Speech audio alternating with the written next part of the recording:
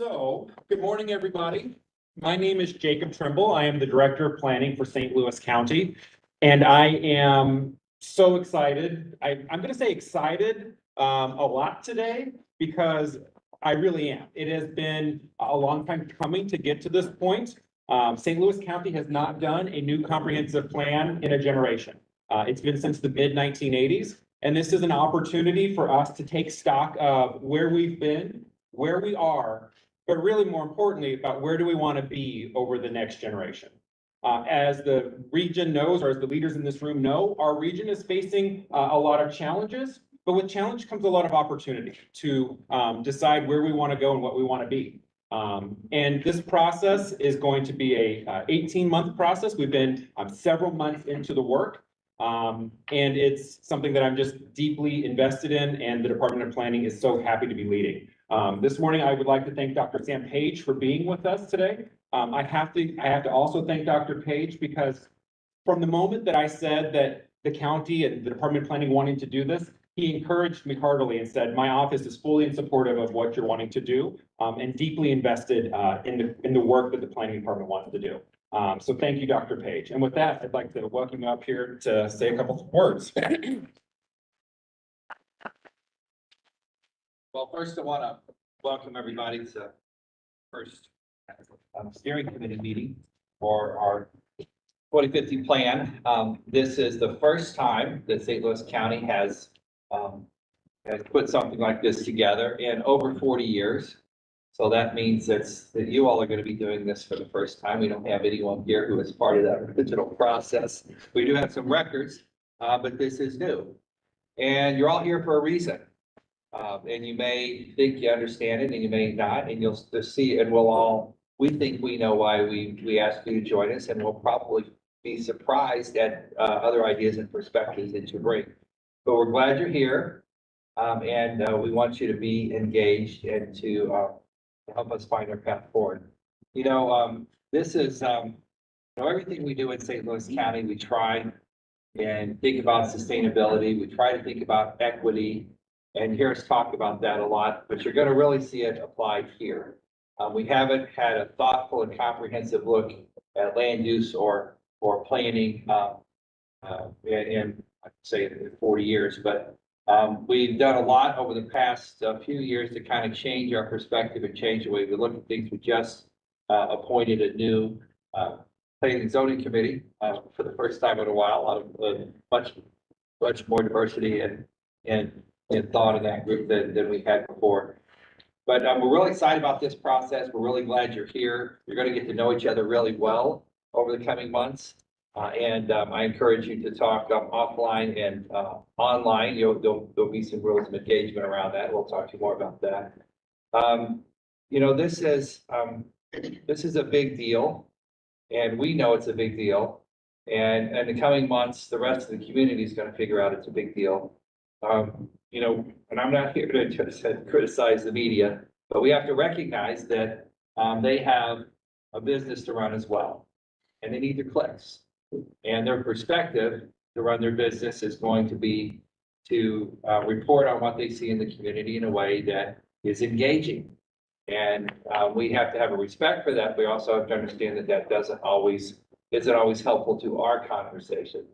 So you need to be thoughtful when you're interacting with those folks. If someone reaches out to you and wants information or questions, just steer them to Jacob, and we'll get them a complete package. We'll answer the question that they should be asking along with the one that they are asking. We'll make that interaction much easier for you.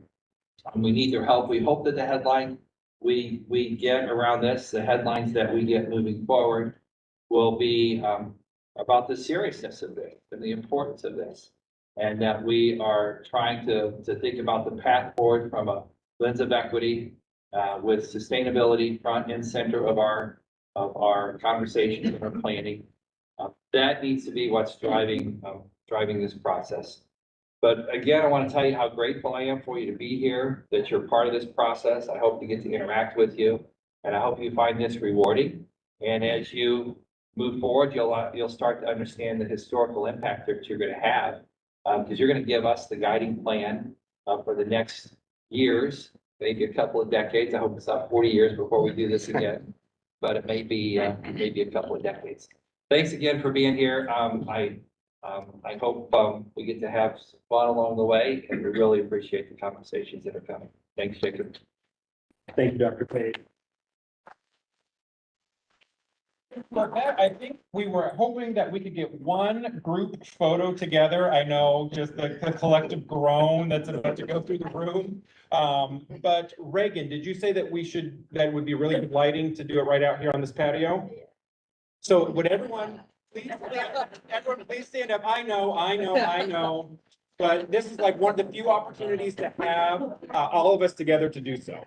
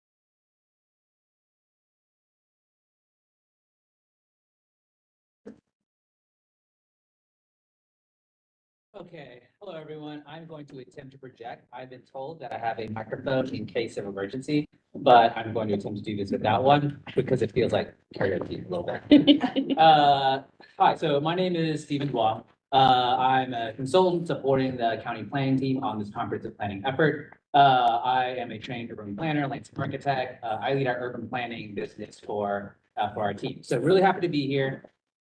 Be prepared. We are putting you to work today. So here's the agenda for today. I'm going to kind of orient you all to where we're at in our process so far. Going to then walk you through a little bit of the early insights we've started to see. I'm going to try and do that as fast as I can so that we can put you to work. So I think we'll probably take about 30 minutes or so. But then after our presentation, we're going to turn the conversation over to you all to help guide us on sort of this path forward. So I've introduced myself, but at each of your tables, I just want you to know that you do have plants at your table, i.e. facilitators. So one thing I want to recognize is that facilitators, do you all mind raising your hand real quick, just so it's not totally, great, thank you. So those folks at your table are your facilitators. There are a lot of you in the room already. Ordinarily, we would do introductions.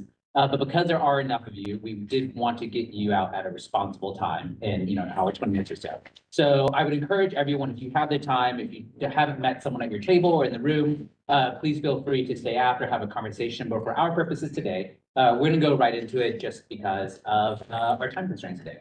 So that's sort of our agenda today, and we'll get right into it. Great, Dylan. So obviously you all here are as our steering committee, and I mentioned just a second ago, today we really want not just your opinions, I would say. Today's conversation is really about unpacking different areas of conversation in the county that are really driving the county's future in our perspective so far. A lot of the work today is focused on you all. However, we sort of have a framework for this comprehensive plan already. Dr. Page just talked about it. Why are we doing this? We've got this quote on here, and one of the things we did want to focus on is that if you all been involved in a comprehensive plan effort before, you might think that it's perhaps really focused on, let's say, explicitly land use. For us, that's not necessarily the case. We understand that land use has connections to lots of other outcomes in the county. And we really want to investigate how all those things come together and what levers need to be pulled for us to have the future that we want in 2050. So the county plan, we've got the quote in here, really, it is a vision, but it is also an action plan. And it is also a broad investigation into what is driving and propelling the county's future. So we've got this kind of motion graphic on here. Hopefully it loads okay, but it's been 40 years, a generation. And if you know the planning universe at all, which I know many in this room do, you know that is a long time to not have a guiding framework to answer the question, why and how do we want to grow into the future? Things have changed a lot. Things are continuing to change quickly. So one of the things that we talk a lot about in this comprehensive plan effort are how can we put some better guidance so that as we see the rapid future coming, we can put some framework on that says this is the outcome we wanted. We didn't just let the future happen to us. So that's one of the key reasons why we think this process is so important. This is the part where I'm clicking next and it's not going, and I have to buy myself a second. Great. I bought myself a second. So one of the things I wanted to talk about real quick out the gate is I mentioned this isn't just about land use. We understand that land use and similar policies drive a lot of different elements of the county, housing affordability, transport access, all those other sorts of questions. So our plan is to really use this comprehensive planning effort as a platform. And what that means for us is that we will use it to advance a lot of different conversations in a lot of different adjacent topic areas and start to bring them together and prioritize them in a way that says, what are the most impactful decisions we can make collectively as a group that steers us towards the future with the tools that we have? So that means we have to pull together all these seemingly disparate conversations, which, by the way, you'll notice on your table, there are topics, so spoiler ahead of time. How can we pull all these together into the same direction to move and advance different policy goals together? So the other element of this too is that we understand that when you look at a bunch of these topics in a silo, there is an increased chance of accidentally having a negative externality in equity or sustainability, right? It's when you look at all these topics together, they are better able to counterbalance potential negative, sorry, I'm done, too passionate,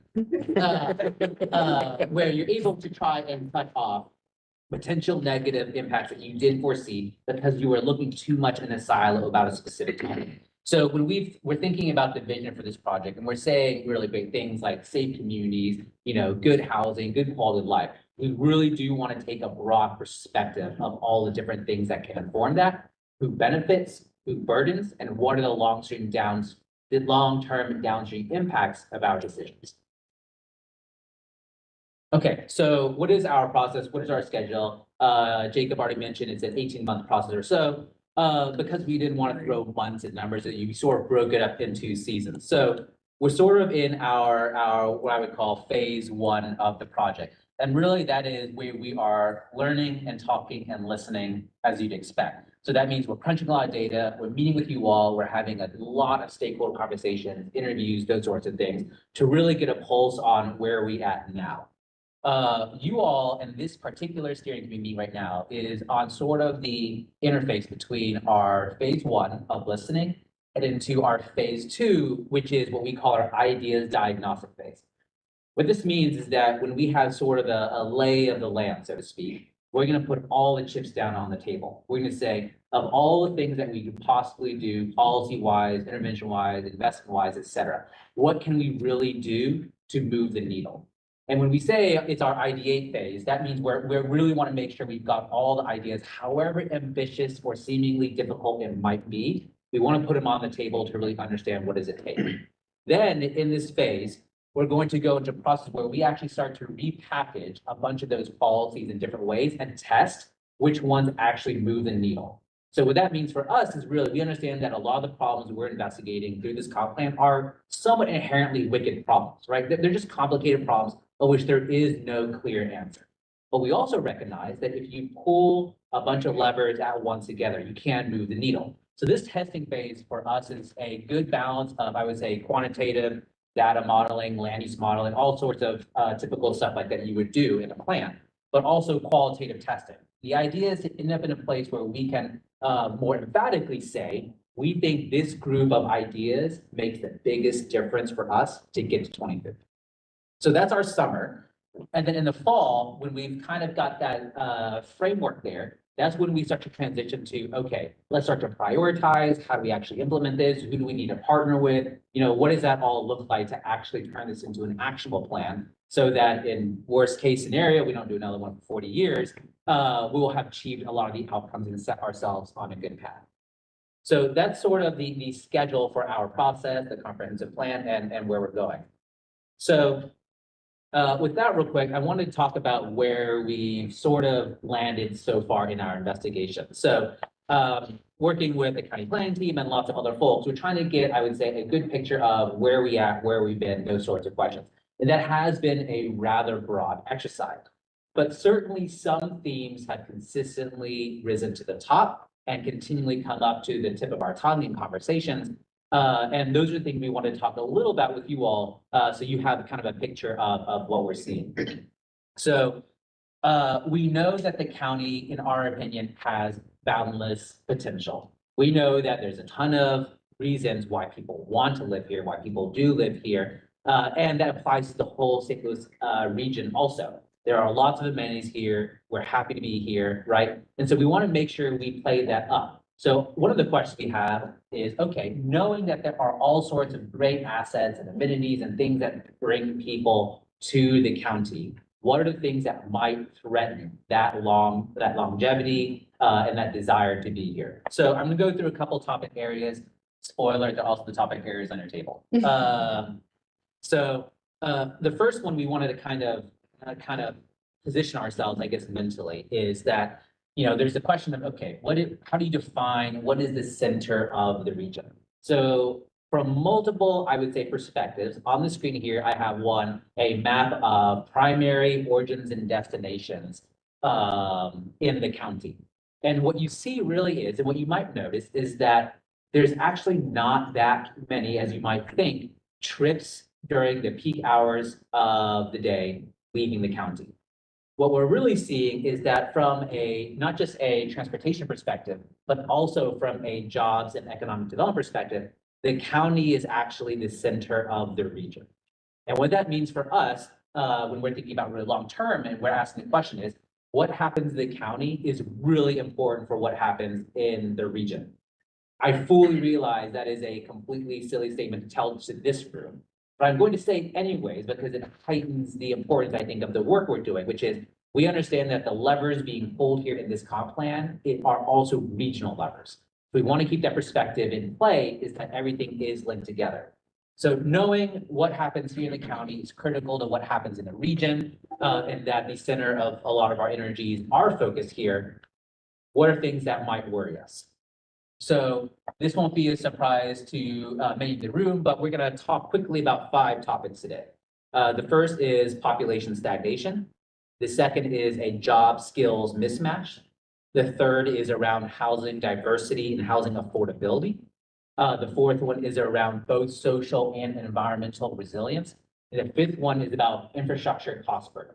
Again, I want to emphasize that there are a lot of different topics we want to talk about and explore. These are the ones that just keep rising to the top for us so far in this process, that at this juncture, we wanted to investigate with you all. So the first is population stagnation. So, you know, I assume many of you in this room are familiar with some of these numbers, but in case you're not, we've got a chart here on the screen here. On the far right is the population trajectory of the whole region. And what you can see, obviously, is that the city is in decline population-wise. The county is pretty close to stagnant, break even. And St. Charles County is on upswing. But really what that is, right, is that the overall county is either stagnant or on a slight decline, and you've just mostly got in-migration moving around. Now, obviously, this has very dramatic implications on your future because in many places, obviously in the US and other places, you rely on growth to help fund future improvements in your region, right? That is a sort of the way a lot of our government finance systems are built. That's the way we make a lot of decisions. So when you're in a position of either stagnation or shifting demographics like this, you do have to consider, okay, what are the main tools we have to either reverse this or think about the region differently? So this one is important to us because on one hand, it shows a shift westward, which isn't a surprise to anyone. But let's say we don't have something like this comprehensive plan. Is the shift westward something we want to continue? Is it something we want to have a more opinionated position on? That's the question we're going to investigate today a little bit. So this also ties a little bit to the conversation around job skills mismatch. So we pulled a bunch of analysis through EMSI data. And what we're seeing on the graph here, I'll explain, is that we've got kind of job classifications broken up broadly into 3 categories. Low skill jobs, middle skill jobs, and high skill jobs. Those are effectively associated with the type of degree, education-wise, that is expected for you to have for those jobs. So it's a proxy here. So what we're seeing is that for high skill jobs, you have more, sorry, I'm saying to make it easier for myself. You have more high skill workers in this region than you have high skill jobs to allocate towards. The same trend, except in a very dramatic fashion, is that you have way more middle school or middle skill workers than you have middle skill jobs, right? And then you can see on the left side, the lighter pink, you have more low skilled jobs than you have low skilled workers for. So what is likely happening in our suspicion is that means, one, you have a brain drain problem. 2, it also means that people are taking jobs or working jobs that they themselves might think they're overqualified for. And when this effect staggers right downstream or upstream, what it means is that we have a job skills misallocation, which also means it's harder to build a robust middle class, it's harder to build wealth, and has lots of other downstream impacts that we are concerned about. So this is one thing that keeps popping up in our mind is, how close to reality is this? What are the downstream impacts and what can we do about it? One of the things that we're obviously concerned with is the result of this job skill mismatch and what is its relationship to concentrations of unemployment. So on the graph here, I realize it's hard for you all to see, but darker colors represent more intense clusters of unemployment. So unemployment is concentrated in the North County. And one thing that we want to investigate further, which we already are, is what is the relationship here between the job skills mismatch and the concentrations in low employment. So let's pivot that conversation a little bit to the housing diversity and affordability conversation. So when you put that together and you think about wealth building, right, in the US, for most folks, wealth building starts with owning a house. That's the way our country has operated for a long time. That remains true in most places. So I've got here on the left is a map of raw housing units. So deeper green represents more raw housing units in a certain location. Sorry, on the left. On the map on the right, is the percent change of housing units over time since 1990. So red indicates less housing production. Darker green represents more housing production in parts of the county. So obviously, if you put the past few slides together with what I'm showing you on the screen, in the places that have higher concentrations of unemployment, obviously also correlate with places of less housing production, right? So the theme here, like I said, fairly probably intuitive to many of you, but still worth putting down on paper and investigating some of the data behind it.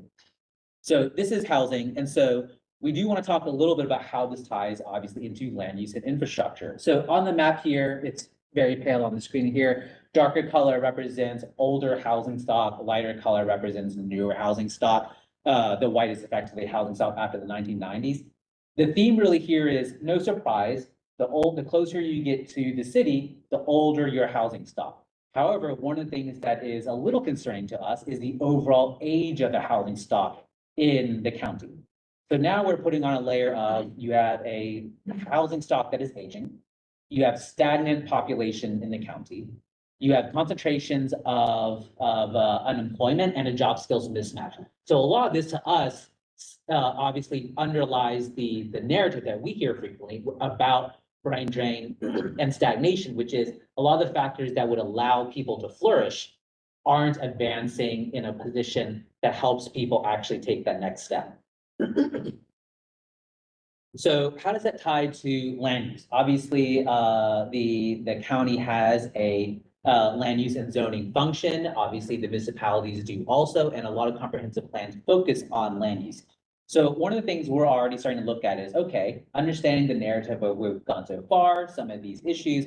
One of the biggest tools we have to solve these problems is the way we allocate land in the county. So one of the things we want to look at is, okay, knowing that housing production is focused in certain areas, what type of housing production is happening? So largely speaking, in the places that have more housing going in, that already have housing, and places where employment is higher, it is largely, no surprise, large single family lots. And I think for many in the room, you might intuitively know that, really housing diversity is better for giving folks pathways to wealth creation, right? You can start with a smaller home, move your way up. So when you start in a position where the majority of your housing production and the location of it is focused on larger lots, that lack of diversity in housing does make it more difficult to have equitable outcomes for community building in the county. So this is something that we are very concerned with, that we want to investigate more deeply to understand, okay, there's something clear that we can do here that moves the needle on zoning. The other reason why that is so important for us is what I have on the screen here is a graph of cost burdened households. So those are households that spend above a specific threshold on housing costs. That's both rent and mortgage payments and insurance and other related things. So this is over time, starting from 2006 to 2022. So what you actually see on one hand, those who own a home, the housing cost burden has actually gotten better over time, but it has gotten worse for renters.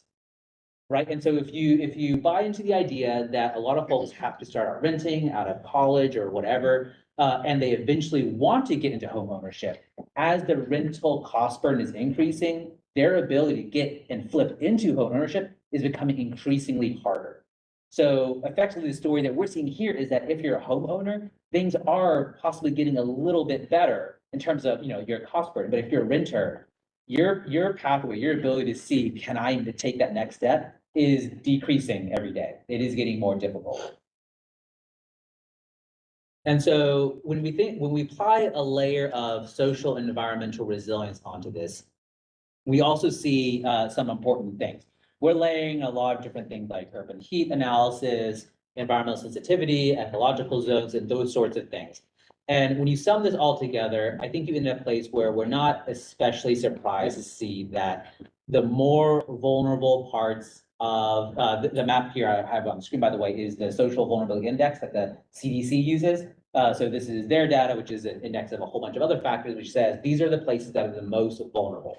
So it's concentrated in North County, and it's also concentrated in the places where we are not producing as much housing. And the housing that is getting produced here has a stronger bias towards rental and multifamily, which, as we just talked about, is becoming an increasingly more difficult cost burden on households. So there's a bunch of factors you can probably tell where I'm going with this, right? That are converging together that makes part of the county really struggle to generate community wealth, personal wealth, et cetera, and help the county flourish. And these are all issues that are related together. So now my final kind of nexus point, that sounds really nerdy, but I like to say it way too often, is how does this then converge into infrastructure cost burden? Which in, the urban planning universe, we talk a lot about land productivity. How do we have the ability to pay for infrastructure and operations accounting and other stuff? And a lot of that is tied to the decisions we make on what we build and how we build the county. So on the graph left here, in the different shades, that has a map of commute times. So two things to note. The first is that amongst all the adjacent areas in the county, St. Louis County has the lowest commute time percentage-wise for folks who have to drive over 45 minutes to their job.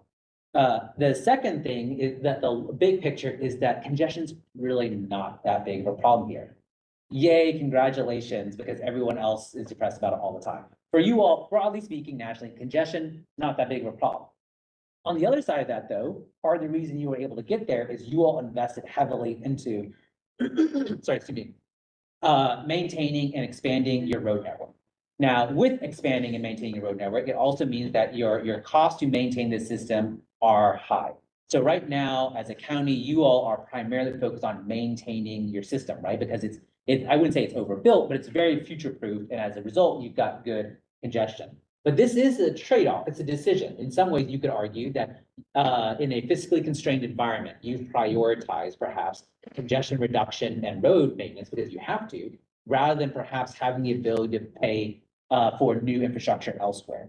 And this is really an important factor because in many places across the US, this is quite common, but they depend on growth to be able to pay and to take that future growth and pay for new infrastructure.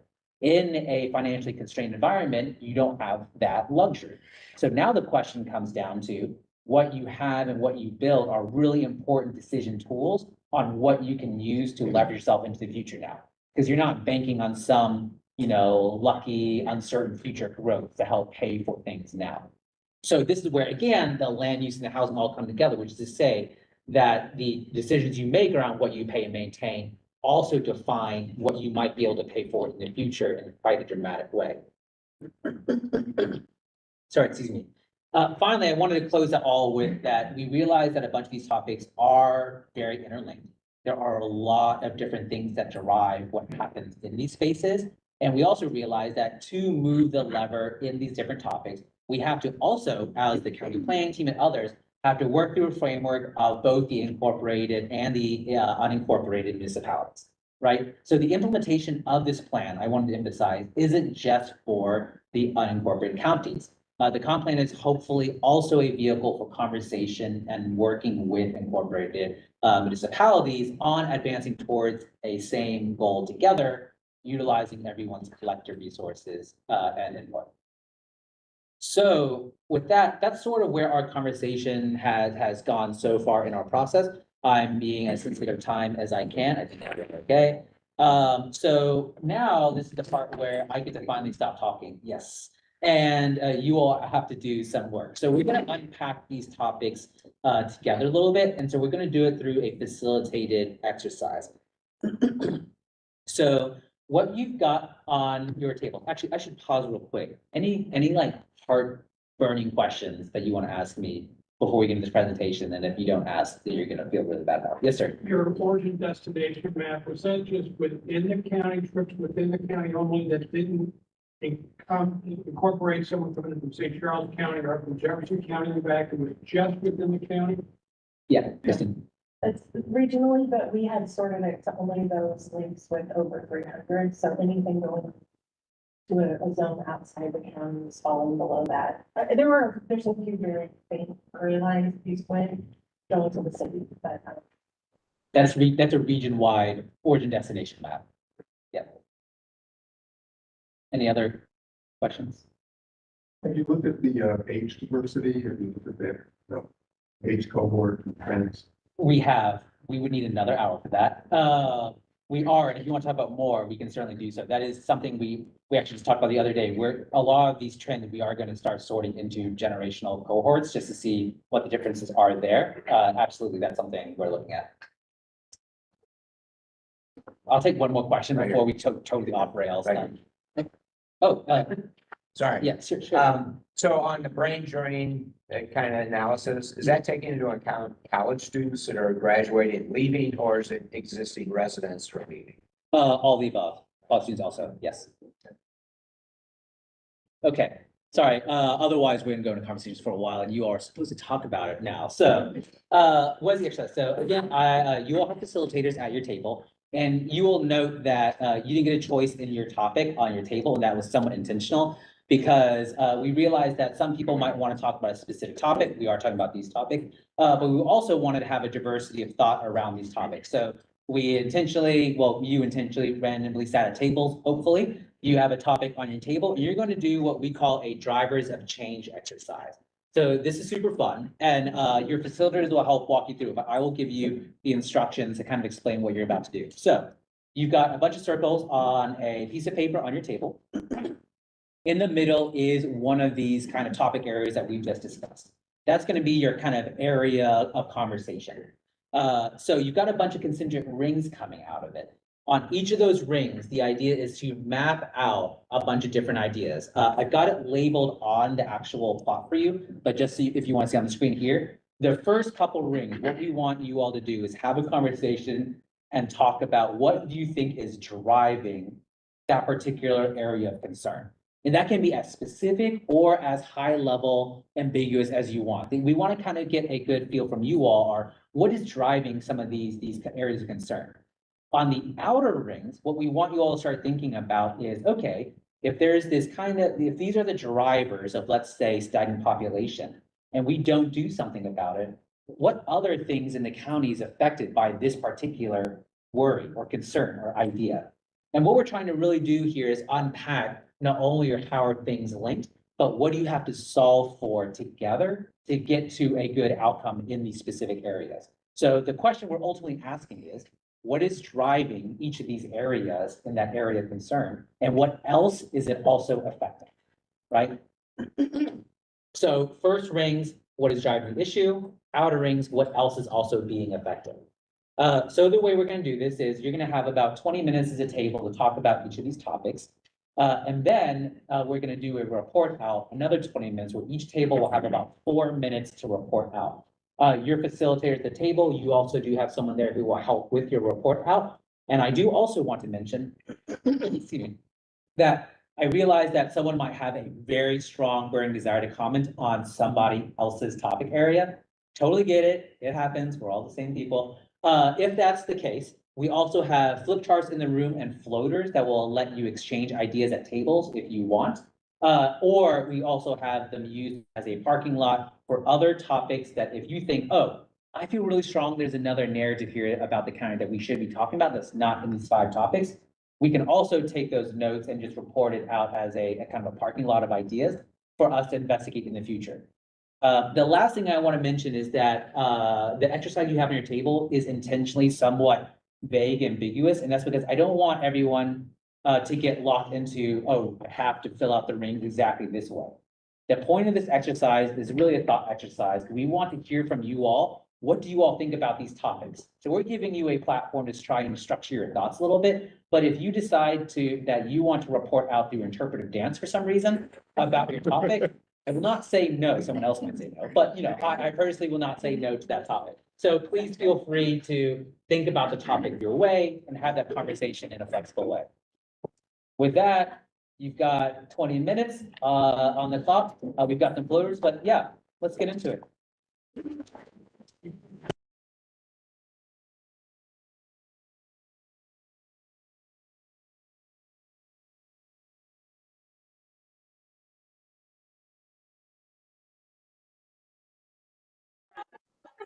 Hi.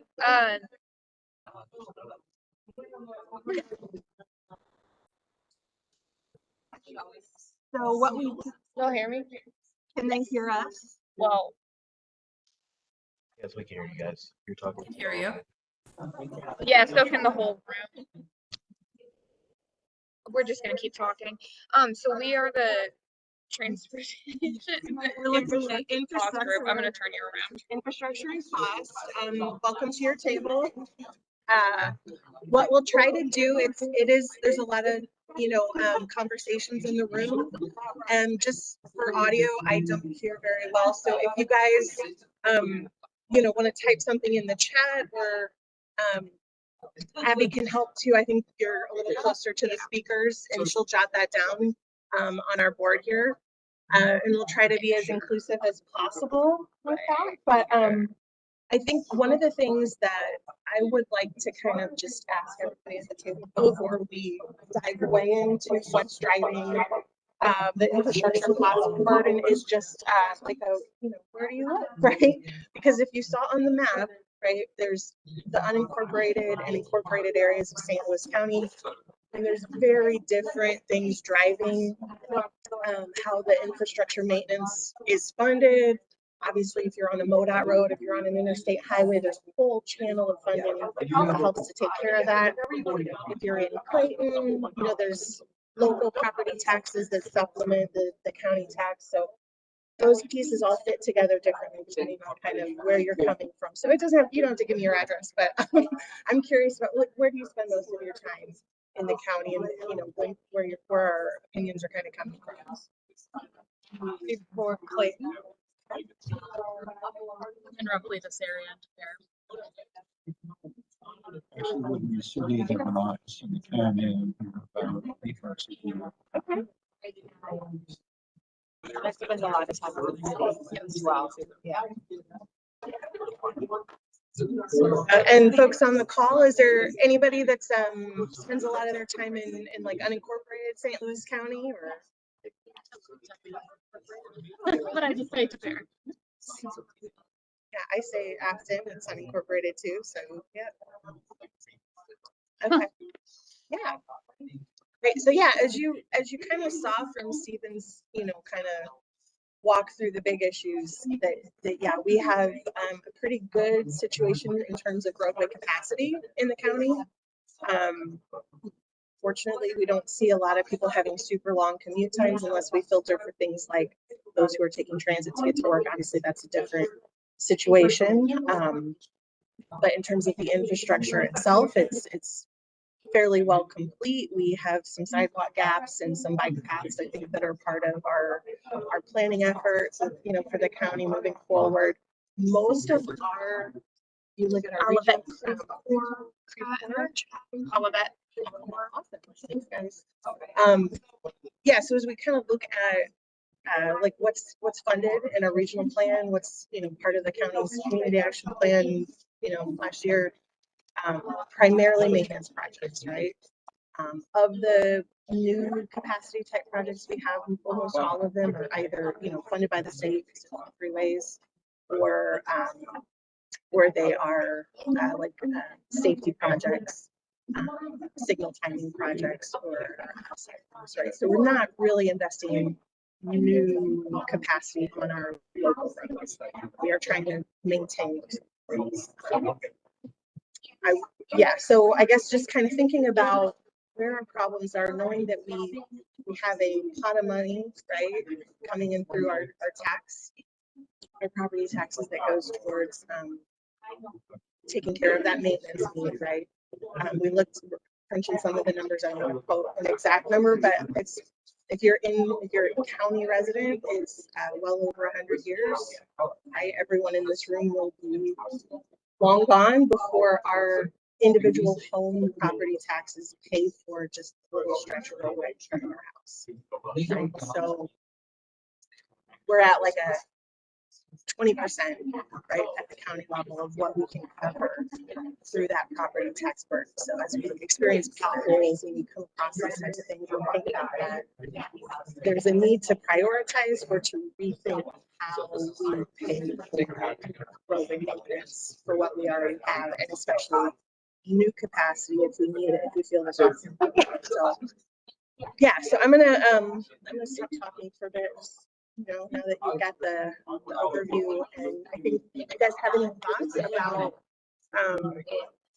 yeah, what do you think is kind of driving that? What are some of the biggest problems that you see when it comes to how we pay for our infrastructure, the maintenance for infrastructure? And folks on the call too, I'll try to look at the chat. Yeah. We're talking infrastructure, you're specifically talking about roads. But I mean, Absolutely. Let's talk about other infrastructure too. Yeah, I love transit. So yeah, any infrastructure. No, as opposed to something like. oh, yeah. So that the focus of this table is more transportation infrastructure. We've also included utilities as kind of as a offshoot of that because it didn't really fit in any of our other topic areas. But I would say I think the infrastructure when we think about services and access to those services is also a key point. So do we have some pens or do you I want to think be they're hidden underneath the. Oh, there, yeah. Okay. So. Yeah, because we do want to kind of identify some of those like cross topics. So Put that on the flipchart. Or do you want to put it on here? we can use sticky notes. We can put it. Yeah, we can put it anywhere on here. I think it is. And so just to kind of dig into that a little bit, are you thinking about lack of childcare generally, or like lack of childcare that you can get to easily, within a reasonable distance? So I think just when I think of it, it's more like it's supply and a demand side issue, right? Like there's lack of affordability and availability. Like after 6 o'clock, everywhere it's childcare desert, for example. But then obviously there's problems. It's not profitable in a lot of ways, especially if you're on some of those smaller areas. So I guess there's just a lot of issues, and I know like Missouri, for example, just had record funding for childcare, so that's positive, but almost done too. So I don't want to derail the conversation on that. I was just curious because that's something that I know more about than necessarily transportation capabilities. But I'll pause and see what you guys have to say because that is more of those areas and online as well. I think there's a town somewhere in Minnesota that they did like they didn't have any. They went under the last childcare, and it is a city funded infrastructure. So not completely off topic. Yeah. I come at this from what is infrastructure? By way of background. I was once a taxpayer, law professor, real estate developer. I was working on experience. To do with honesty and stuff. I didn't know something that chair. Actually,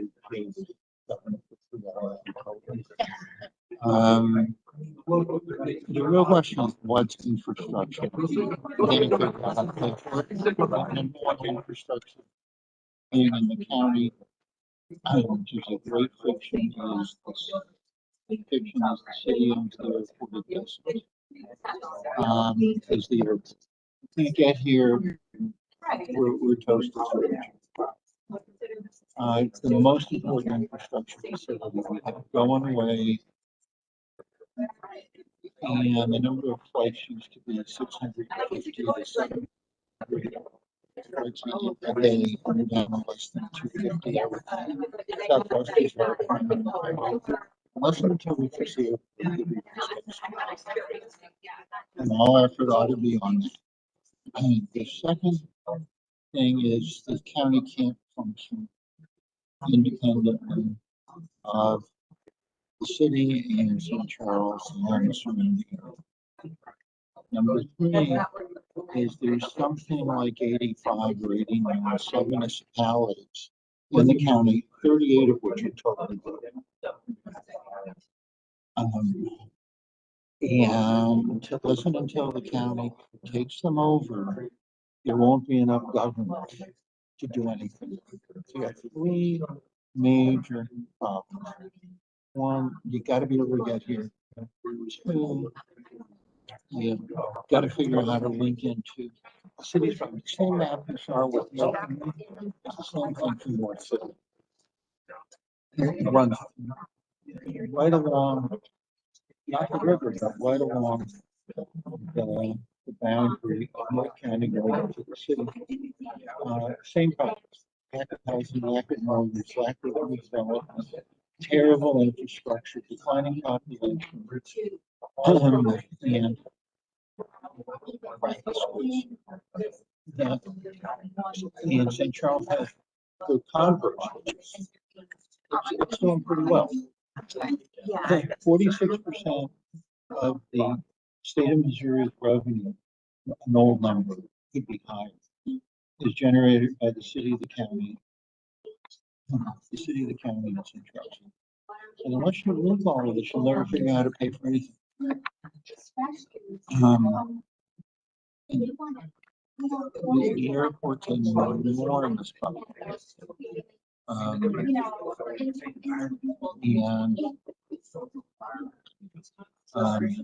that's like a whole subset. In order to figure out how to pay for anything, to tackle the governance issue in the county, everything else everybody's doing is secondary to what drives economics. And that's the airport, universities, and how to capitalize on that. And the other things, we gotta work together. Because we're too geographically clustered. One more comment. There's the cities that have become international cities, New York, Washington, and Los Angeles, they have an airport, they have schools, they can retain kids. The regional centers, Denver, Salt Lake, Atlanta, Charlotte, Dallas, regional participation. And we just don't. We're scattered municipalities until you solve that governance issue. Nothing's going to happen.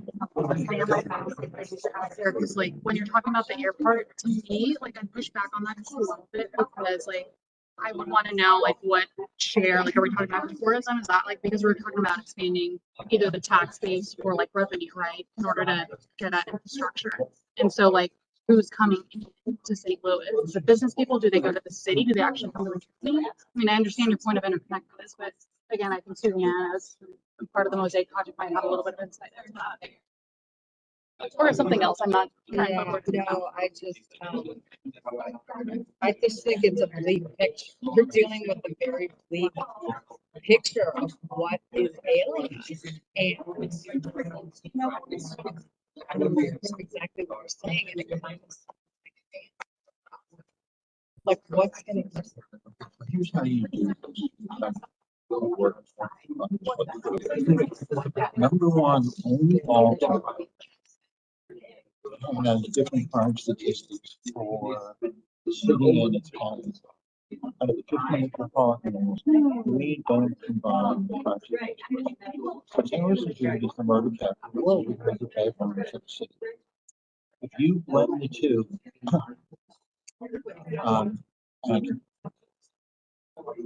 even the two, we brought the first in the top 5. It's all categories murder, robbery, unsolved, to like 23 to 30. The way you do it is you gotta get there are 3 jurisdictions that happen. I've studied this often. Somebody's interested, but I came close. Sam and Sharon, and then COVID hit, and it's been sitting on top. We have to change that perception. The second thing we have to do is the way you grow regions. It's not going to be by population, it's by getting people to meeting us.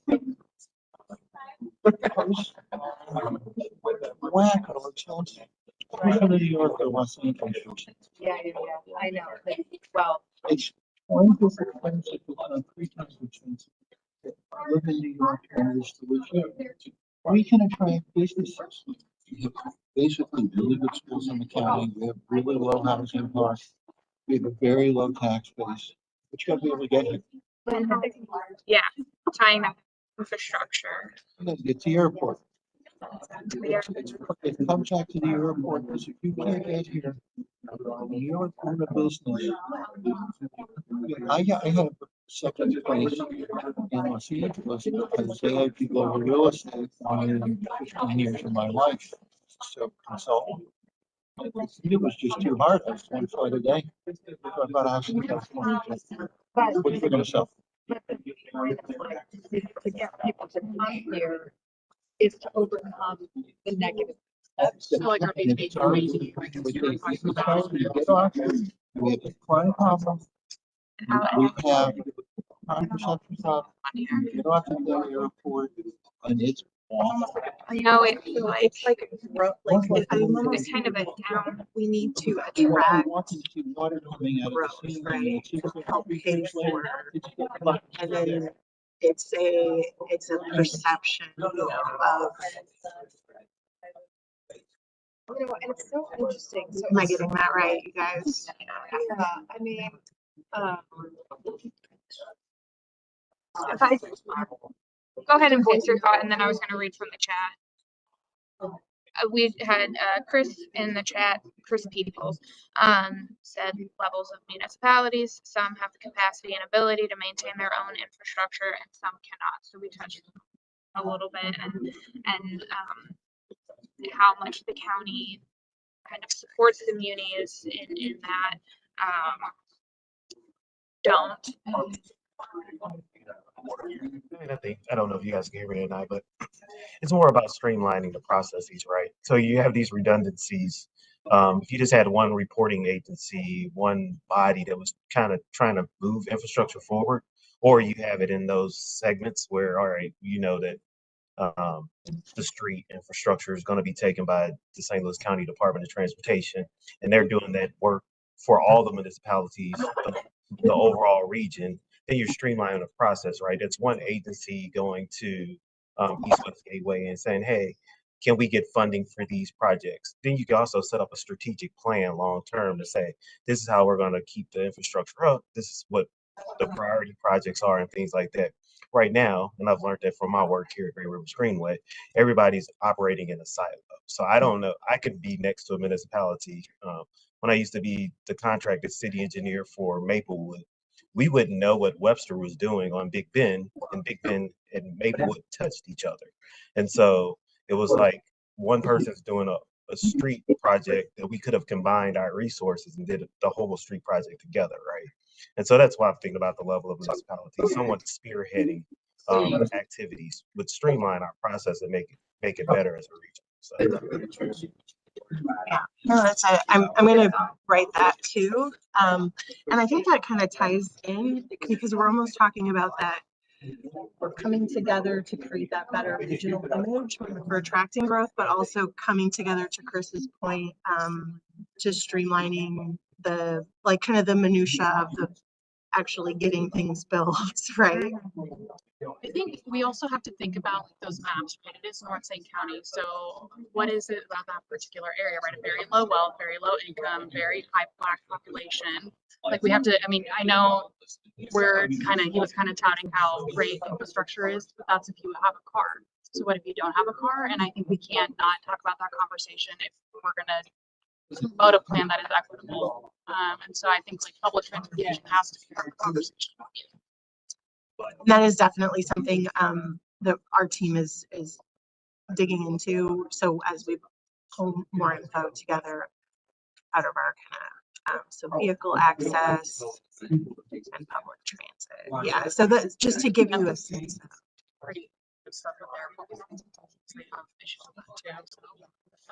I would say, I mean, it's intuitive and part of the reason we didn't show it because it's something I think that we do kind of all intrinsically know, but if we sort that commute time data, right, you start to see, you sort of by like a block group, smaller neighborhood areas, there's more likely to have a high commute when you live far out in the county, but it's a geographically, it makes sense, like the further away you live from the center of the county, the longer your commute is. But if you sort it by transit, It no longer makes like geographic sense. It all of a sudden just makes political sense. The North County area, so it's just black and white. You either have it or you don't.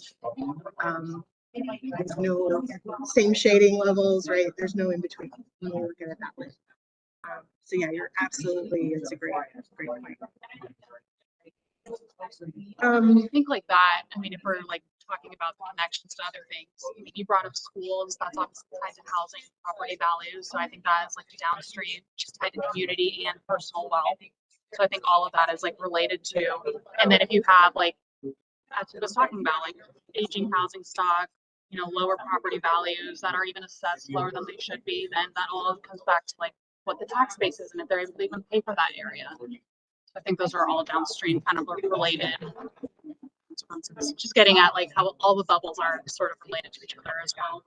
Yeah, and I think too, if I can, so we talk about, when we talk about like the funding picture, if we get more houses, obviously that increases the tax base.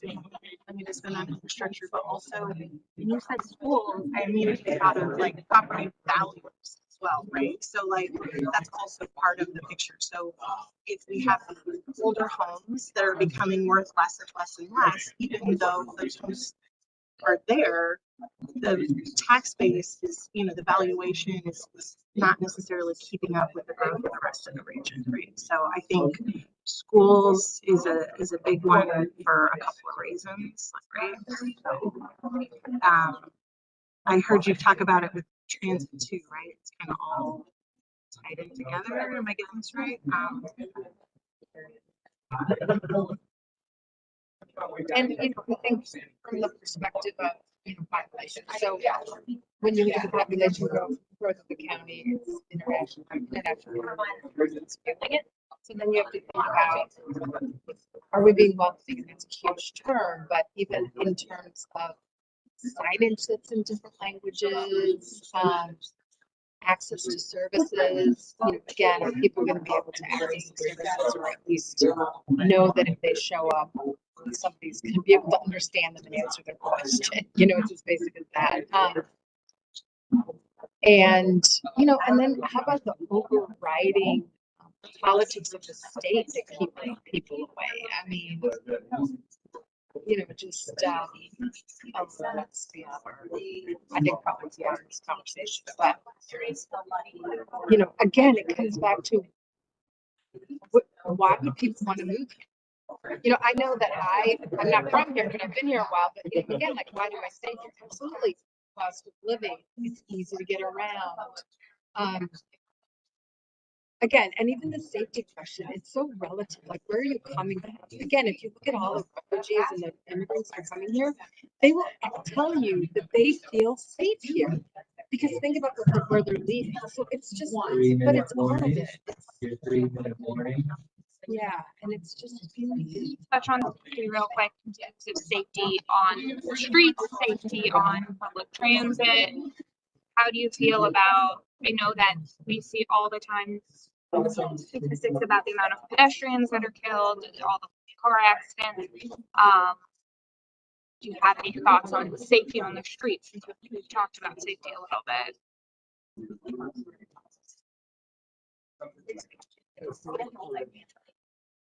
Where do you go? Go back to the same issue about perception. There's one considered law, which is landline.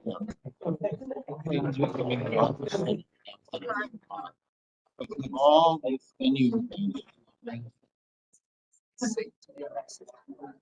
Yeah, there's a perception that cities unsafe. And until you see coordinated police activities, you can find the crowd, you will never get out of that box. I own the old post office.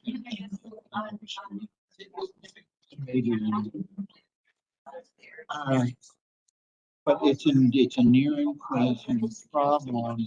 Downtown is this 2 square miles given the arch. 61 square miles is 19.5% of the city. If that goes,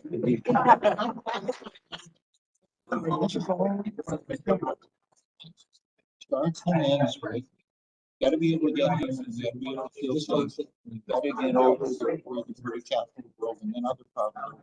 What one, And you gotta combine all. how can we contribute to a feeling of safety through infrastructure improvements? You can't. You need cops on the street. You need private police forces on the street. Dallas is one of the worst. The numbers are gone. So I just heard Stephen give us our 1 minute, so I want to make sure Abby's gonna try to kind of report out what we've been talking about here at the table. So you want to give us all like kind of 20-second elevator pitch of like, what do you think is the most important thing we want to tell everybody else in this room about the infrastructure cost burden, or how it connects to some of these other topics?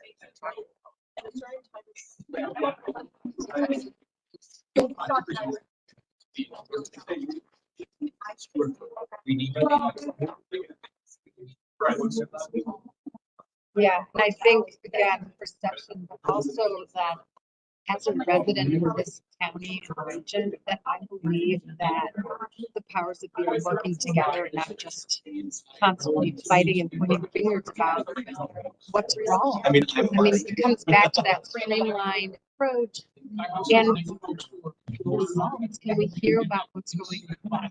You know, it's sort of that social justice approach of, yeah, you can focus on the problem. What's going on? What is working? That I think we don't, yeah, we don't hear enough about that, I think.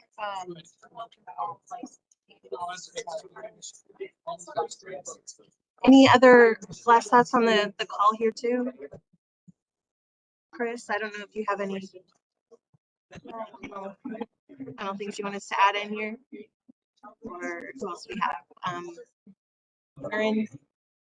Elizabeth had to talk, Yeah. talk about businesses, but obviously like they cover a lot of economic growth, so I think that was important to That kind of like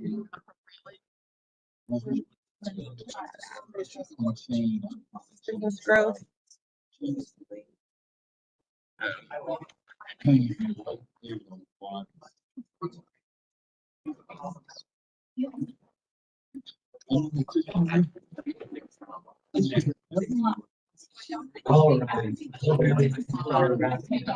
us.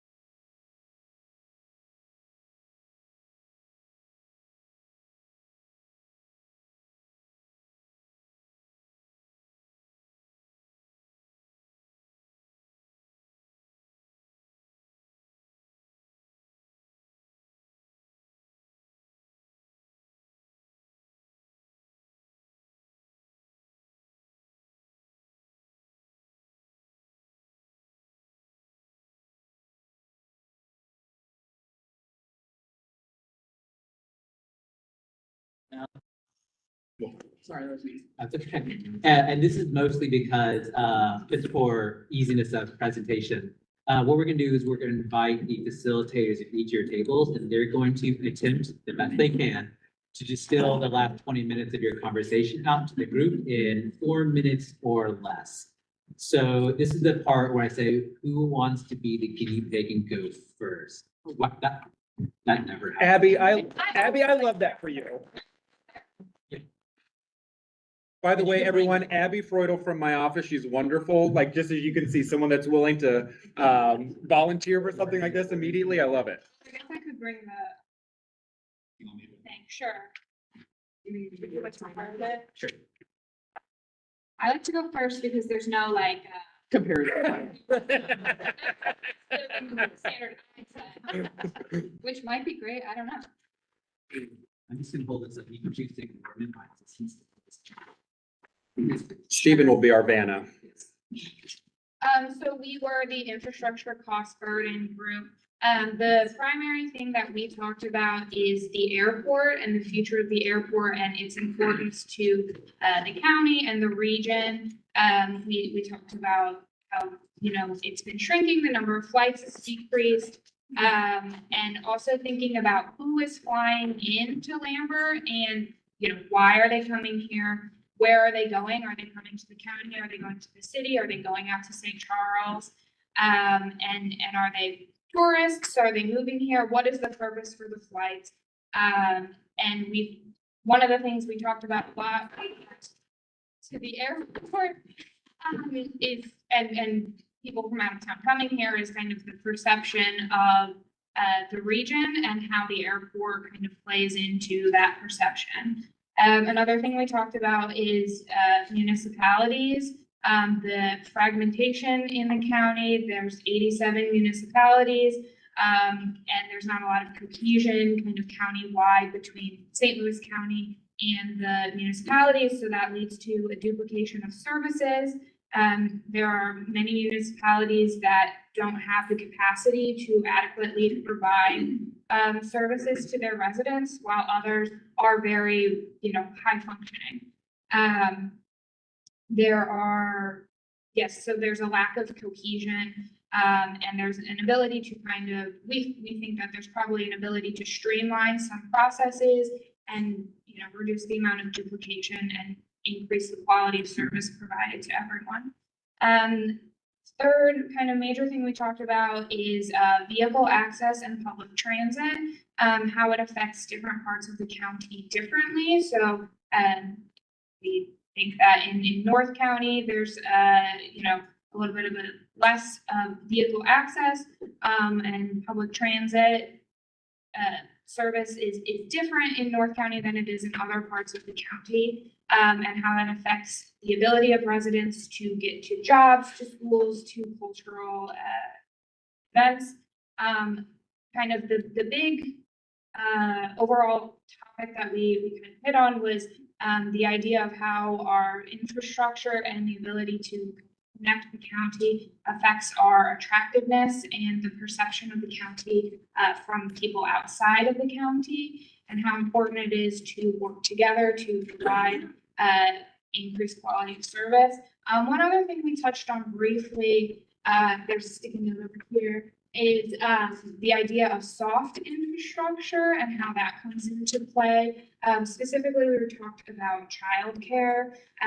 So the demand supply is gap's not the exact word I want, but issues with regards to childcare. I believe the exact words were childcare desert after 6 p.m. And how those services play into this service infrastructure also relates to what we think of like physical infrastructure, roads and things like that. I think that's all. Anything major I missed? No? Okay. Well, I think that's all. Thanks, Abby. Oh, yeah, it is. Great. Who wants to go? Then we throw their hand up as fast. If you go, all right, good job, Tim. I just realized, by the way, holding this was exhausting. So They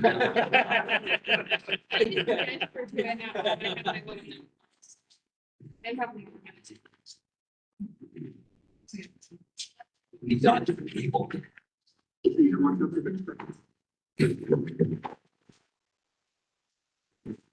Okay, so our table had the topic of jobs and skills mismatch. So right at the, oh no. Right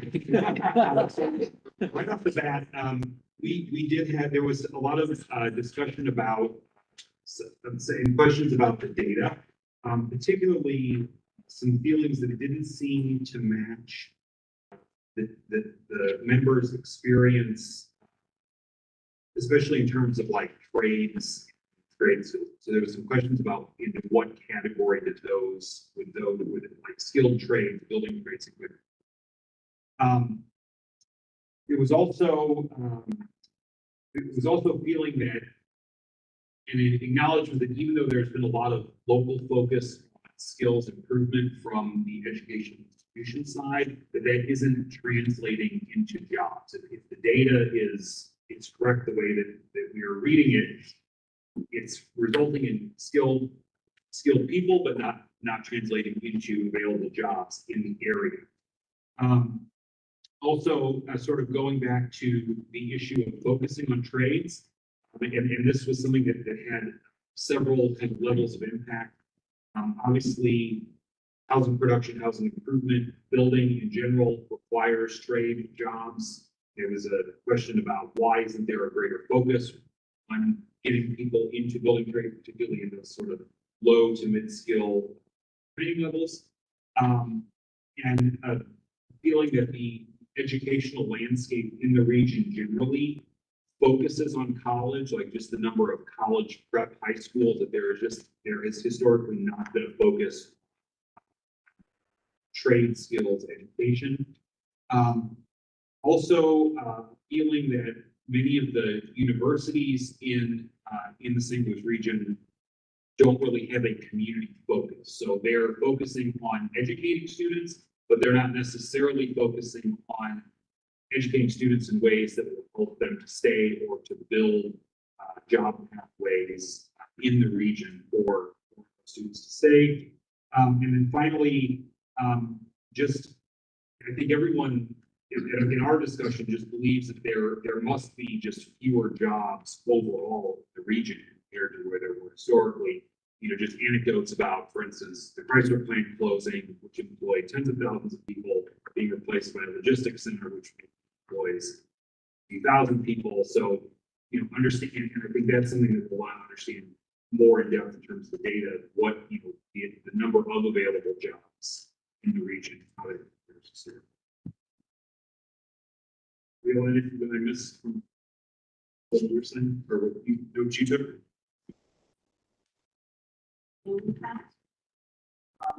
Not get money community. Think about that for because of training, because of the value protection standard population. Yeah, and the question of, is the segment population a cause or a response? Thank you. Thanks, Tim.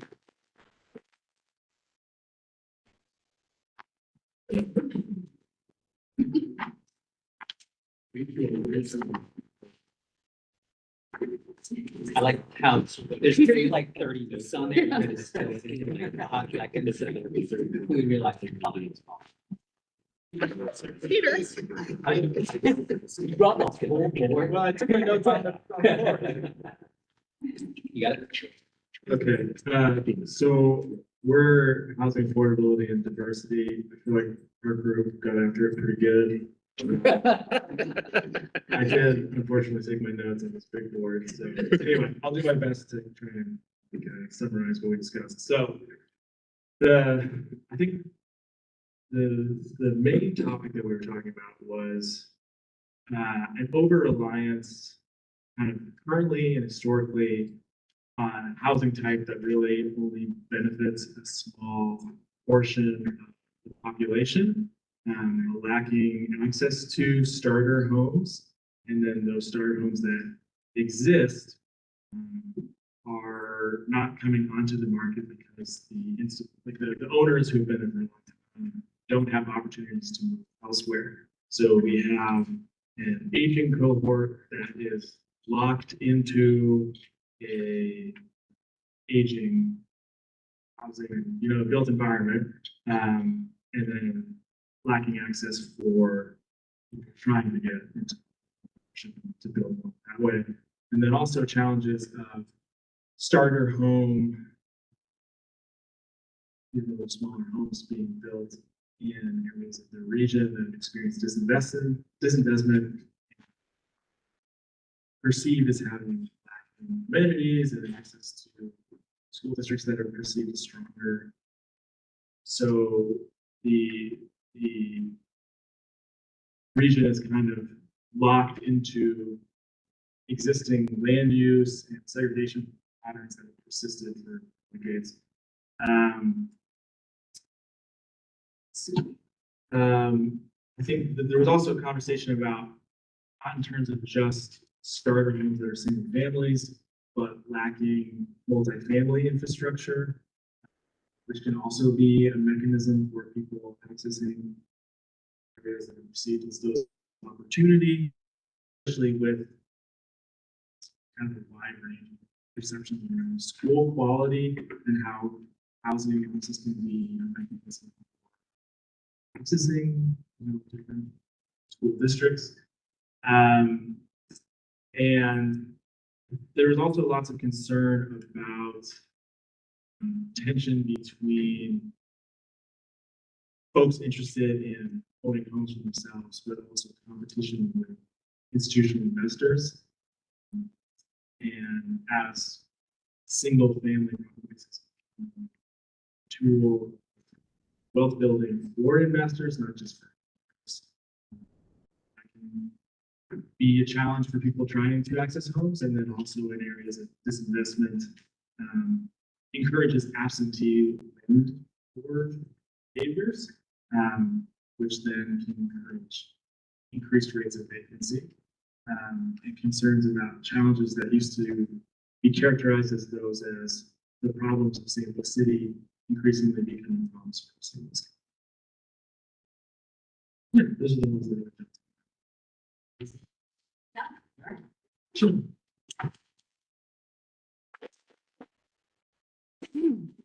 They had no opinions whatsoever.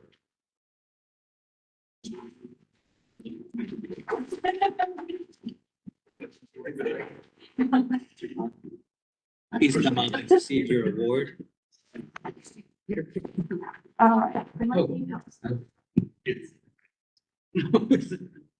to hold it, Gretchen. That'd be great. Do I need the mic? Yeah, probably. We'll go with it today. Usually, everybody says I do not, but today we will. You want to? Oh, it's fine.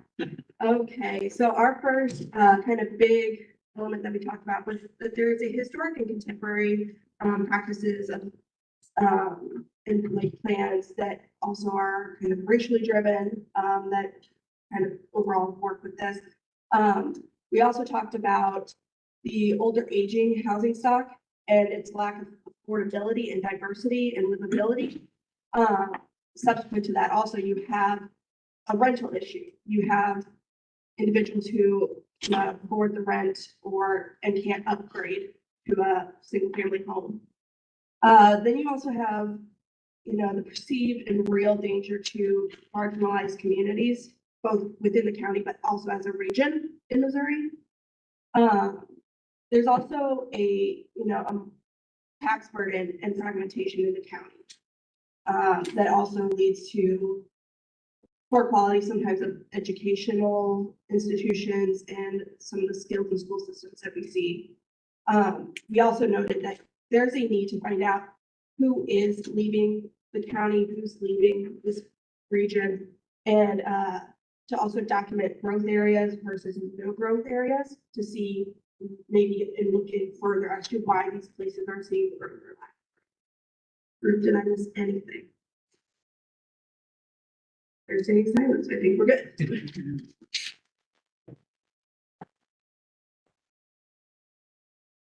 There's only one table left, Yeah, so right. like you don't really. I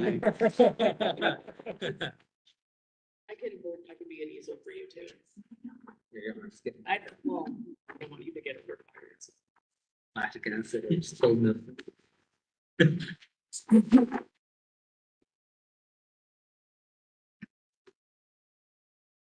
So our group was social and environmental resilience. So first we sought to kind of understand what that meant to us. And we decided we circled around the idea of it being a question of capacity. The map of social vulnerability mirrors the maps from the other topics we discussed today. So drivers were very similar, a lack of strategic investment, targeted economic development, like decision on where to locate industry amenities, with this tension of being constrained by infrastructure costs. So there's a tension here between short and long-term investments. A good example of this was, solar panels are an upfront cost, and that only pays for itself over a number of years. And that's a challenging long-term investment. And so some of the downstream effects would be lower capacity to meet basic needs, longer driving times, lower air quality, uneven education access, lack of community, lack of quality of life. As we were talking about resilience, we saw that it became sort of a reinforcing loop between economic development, funding for infrastructure, investment in long-term strategies, and quality of life in that loop. But we also did want to mention that these downstream effects are sometimes positive. If we have points of intervention, then these things will also build on each other in a positive way. So some of the interventions that we thought about were fiscal incentive programs for individuals and for small businesses and green businesses, and trying to figure out what appeals to college grads in terms of quality of life. We do have very good parks here, so it's something that we wanted to highlight as something that could potentially create a positive reinforcement. Am I missing anything? You got those out fast.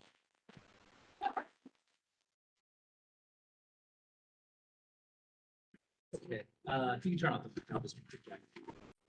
So, round of applause for people standing up here and presenting for live. Because we're planners, we planned this so well that it just turned 10 o'clock, which is literally exactly when this is supposed to end. So I did want to take a real quick brief before I let you all hop up to talk about our next steps a little bit and close this out. And one of the core messages, which I have to pay a royalty to Jacob every time I say this, which is that the county has, we think, all the tools required to flourish. Our hope is that, because phones ring and I'm just kidding. Our hope is that through this plan, we start to highlight what those tools are, when and how can we pull them to actually enact some good policies out of this comp plan to see some positive change. So for next steps for us, we are about to embark on a big public engagement push. So real quick, schedule-wise, as fast as I can, we are doing a statistically valid survey in April across the entire county. We'll also be doing a more broad public engagement launch in April. Sorry, my brain just imploded.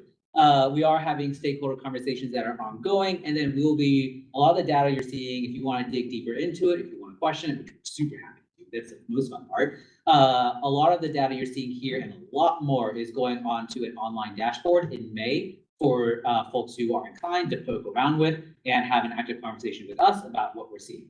So real quick summary of next couple of months here for us. I'm going to do one. Can I do Yes. 30 seconds? Yes, 30 seconds. So on your way out, we'll have engagement, the one-page summary of our engagement plan to hand to you. There are two things I just really want you to know. There are key messages on here, which can be your talking points about the plan, if they ask you what it's about for you. If any questions will be available after the meeting. Your ambassadors. So we hope that you'll be willing to do that as we get ready to launch our engagement. We'll send you things like e-blasts that you can share with your networks, social media posts, and so on. So we hope we can work you into those kinds of things. So we'll look forward to doing that. But you should see us and feel our presence out in the community starting in mid-April. Looking forward to that. By the time you get back together, we'll be able to report to you on that sample survey. And that'll be an interesting data point. Are you done, Stephen? Yes, Well, I'm done. So now to really wrap us up, thank you all that are members of the steering committee. I I am deeply appreciative of your willingness and to engage in this, to give us your perspectives and to help shape this plan. But I would be remiss if I didn't thank Stephen for joining us today. He is our project manager with AECom. Beth Quindry and Lorna from Shockey. Thank you so much. They're helping us lead the engagement. Each of your tables, we've got Tim, we've got Kristen, we've got Catherine, we've got John, and we've got Jess, all of whom have expertise in different sort of fields for this project, so from different teams. And I'd also like to thank the planning staff. So Paul Weatherford, many of you have interacted with Paul Weatherford from the planning department's perspective. He is our project manager. He's been doing an excellent job on this. And as you can see, each of your tables had a planner. So we've got a young team at County Planning. So I look at this as an opportunity not just to hear from you, but this whole plan is a relationship building exercise, not just for county with you, but together to build these conversations and build these relationships across sectors and across time. So I'm really excited about that, and just really thank you all for being here today. So.